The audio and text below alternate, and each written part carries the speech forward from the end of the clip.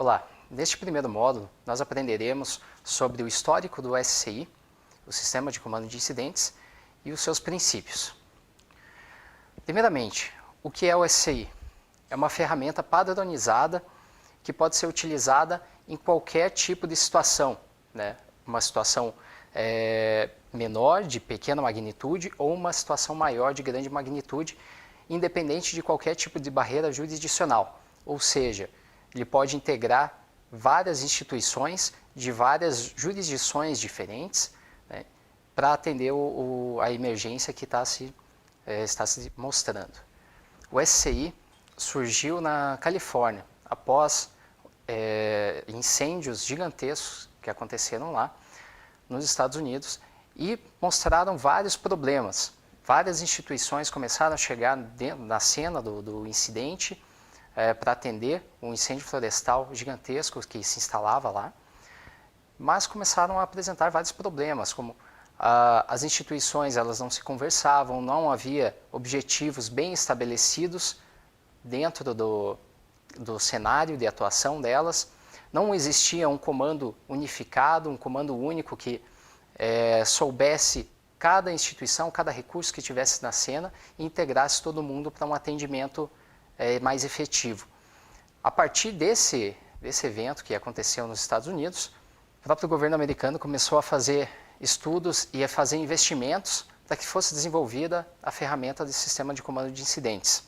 A partir desse desenvolvimento, né, da década de 70, ela foi implementada já na década de 80, nos anos finais da década de 70 e nos anos iniciais da década de 80, e foi se aprimorando cada vez mais, até que em 2003 houve uma diretiva presidencial nos Estados Unidos que estabeleceu o SCI, o Sistema de Comando de Incidentes, como a ferramenta nacional para o atendimento de desastres, de emergências dentro dos Estados Unidos. Várias forças de segurança pública do Brasil, né, conhecendo esse cenário, também começaram a adotar. Inclusive, a Senasp, né, a Secretaria Nacional de Segurança Pública, a partir disso começou a desenvolver e a disponibilizar cursos para as forças de segurança pública, para que elas começassem a aprender a conhecer essa ferramenta e pudessem utilizar dentro das emergências, pensando principalmente na atividade cotidiana. Não obstante, ele pode ser utilizado em várias situações diferentes. Por exemplo, acidentes com produtos perigosos, incêndios urbanos, incêndios florestais, acidentes com múltiplas vítimas, desastres naturais e uma infinidade de outras situações que podem acontecer. No Paraná, em 1999, foi instituído o Sistema Estadual de Defesa Civil. E em 2002, foi instituída uma ferramenta muito parecida com o Sistema de Comando de Incidentes, que era o SICOI, o Sistema Integrado de Comando em Operações e Emergências. No Brasil todo, houve essa diferenciação de nomenclatura, alguns adotaram ferramentas de atendimento a emergências e de gerenciamento de emergências muito parecidas com esse SCI, mas com algumas nomenclaturas diferentes. Isso foi sendo adaptado, né, ao longo do tempo, a partir principalmente desses cursos disponibilizados pela Secretaria Nacional de Segurança Pública, que começaram a divulgar o SCI como ferramenta. O Paraná, a partir disso, em 2014, instituiu, através da Lei 9.557, o Sistema de Comando de Incidentes como uma ferramenta gerencial para o atendimento em emergências dentro do Paraná. Ou seja, o Sistema de Proteção e Defesa Civil Estadual do Paraná utiliza o Sistema de Comando de Incidentes como a ferramenta para fazer a gestão dos incidentes, das emergências e dos desastres que acontecem dentro do Estado. Ele pode ser utilizado para integrar todas as instituições que fazem parte desse sistema no atendimento a essas emergências. O SCI também, a partir dos problemas evidenciados nos incêndios que aconteceram na Califórnia, estabeleceu alguns princípios que pudessem evitar que aqueles problemas acontecessem novamente. São 9 princípios. O primeiro é a terminologia comum, ou seja, as instituições que estiverem envolvidas dentro do DESACE têm que utilizar uma nomenclatura que possa ser entendida por todos, ou seja, não vai utilizar um vocabulário específico da instituição que não possa ser entendido pelos demais. Também tem o alcance de controle, né, o segundo princípio, que versa que cada pessoa que tenha alguém sob sua responsabilidade, essa quantidade de pessoas que ele vai ter deve variar de 3 a 7 pessoas, sendo 5 a quantidade ideal, para que ela possa controlar as ações que estão sendo feitas ali. Ou seja, o gerenciamento de pessoal, ele acontece dentro dessa gama, né, dentro dessa amplitude, para que possa haver realmente o controle. O terceiro princípio é a organização modular. Ele versa que a estrutura ela começa a aumentar de acordo com a sua necessidade. Ela prevê várias funções e a organização modular diz que o recurso entra de baixo para cima, ou seja, esses recursos eles vão entrando à medida que vai sendo necessário, cada recurso que chega à cena vai se adequando dentro do sistema ali, e a estrutura em si ela cresce de cima para baixo, ou seja, ela inicia o que nós chamaremos de comandante do incidente e vai aumentando dentro das funções de maior relevância. São as funções do staff geral e a de staff do comando, que nós aprenderemos na sequência. O quarto princípio versa sobre as comunicações integradas. Essas comunicações, isso quer dizer que a comunicação dentro do incidente, ela não acontece simplesmente dentro da instituição, de uma instituição que está envolvida. Ela tem que integrar todo mundo. Ou seja, cada instituição que chega à cena do incidente não vai usar simplesmente a sua metodologia de comunicação. Ela vai ter que se integrar dentro de um sistema geral para a ocorrência. Todas as instituições vão ter que falar dentro desse acordo, né, que elas estabeleceram.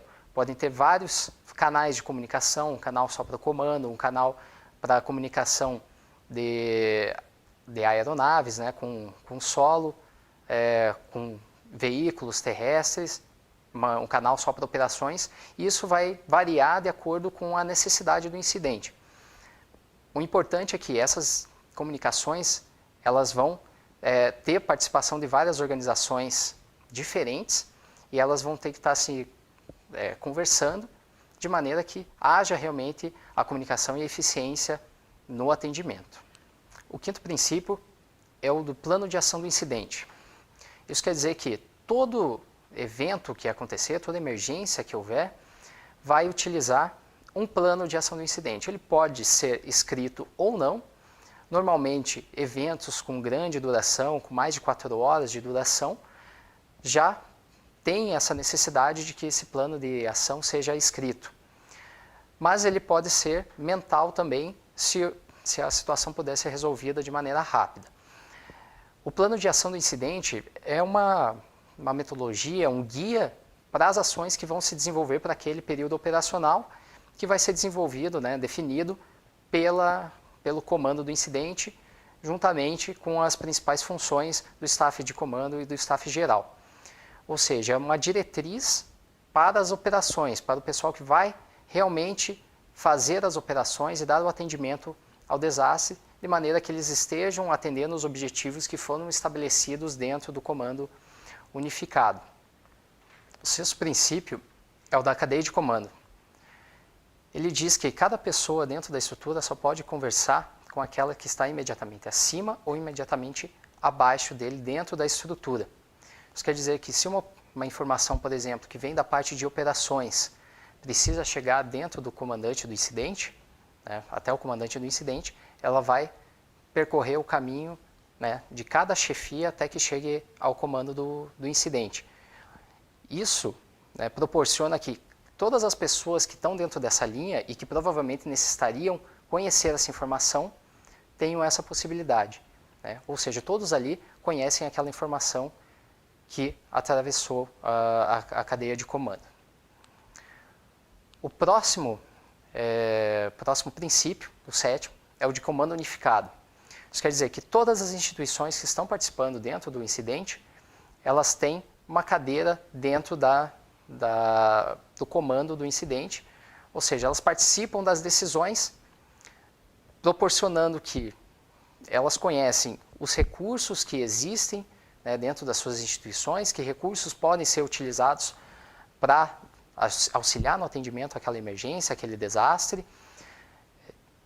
E essas pessoas, elas também têm que ter um certo poder de decisão dentro da sua instituição.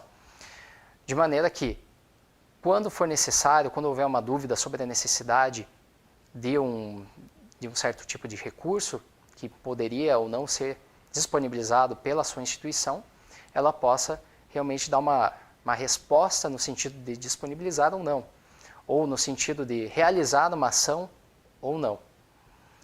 Então, essas pessoas com poder de decisão de cada uma das instituições se integram dentro desse comando unificado e tomam as decisões do SCI a partir daí. Nós temos instalações que, de acordo com a sua função, já recebem uma nomenclatura específica, de maneira que qualquer instituição que chegue à cena possa facilmente identificá-las e saber como proceder, né, para se integrar dentro do incidente.